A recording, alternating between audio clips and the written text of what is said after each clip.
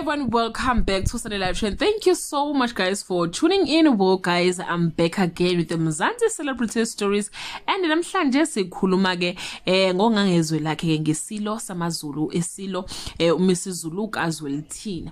After ke ugcotshwa kamongameli wase South Africa uBaba Ramaphosa, isilo ke samaZulu sisale sisematheni la einkundleni zokuxhumana. Isilo guys uMrs Zulu ke sibonakale sihamba ke noNdlunkulu uMamiyeni okuyinkosikazi wakhe ke omusha noma ke okungundlunkulu omusha sha. Nosekujwayelekile ke guys ukuthi ke abonakale ke ehamba naye bengekho ke laba abanye ke ondlunkulu ke ababili, ikakhulukazi ke ukaMayisela nesambona ke emsupporta kakhulu ngesikhathi ke ebekwa esikhundleni sokuthi ke uyisilo ke samaZulu ngoba vele guys lo omunye kundlunkulu wakhona cha yena shem asimbona ngesikhathi esiningi, kanti ke izinto ngathi naye azimhambeli kahle. Manje ngibona sengazi ukuthi ke abantu bakhathazekile manje ngokaMayisela ukuthi hawu engazi uthi nokaMayisela bafuna ukumbeka eceleni ngoba cha emcimbini eminingi impela asisamboni ke ehamba naye. So abantu bamthanda kwaMayisela bamthanda nje kakhulu, so babuza nangayo ukuthi hawu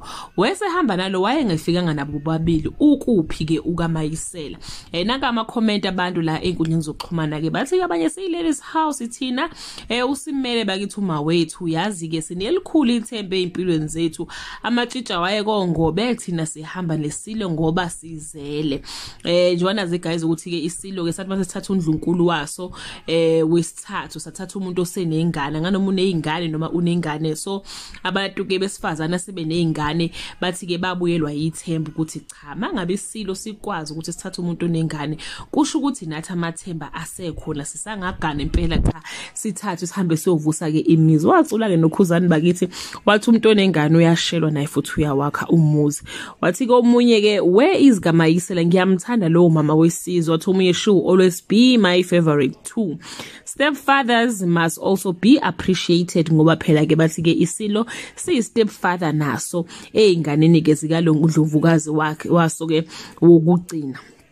Wathi omunye thina siyabheja ngoba yede singoma kaboy no girl siyazethemba nje today ngenxa yakho. Kuthiwa ke akaconsi phansi ladies house basho ke uma ka Enzo noma ke basho ke uNdlunkulu uMamiyeni ukuthi ke lapha ladies house bathi akaconsi bayamthanda kakhulu ngoba ugana kwakhe ke isini noma kwendela esibongweni sakaZulu kwabanika ithemba lokuthi cha nabo ikusasa ke basasenala. Bakithi ungangezwe lakhe bakithi walibuyisa kanjalo ke ithemba maka Enzo ngokuthi ke athatha umuntu ke osonengane noma ke osenengane ongajwayelekile ke la embusweni ke wakaZulu ukuthi umuntu omkhulu njengesilo ukuthi athatha umuntu ke osenengane, kanti ke abaningi futhi bamsola ngalokho bathi kwangafanele kwakufanele ke athatha umuntu oyintombi nto. Kodwa ke guys inhliziyo iyayazi indlela futhi inhliziyo idla lokhu ke ekuthandayo. That brings us to the end of this video. Do leave your comment below and share your opinion. Bye.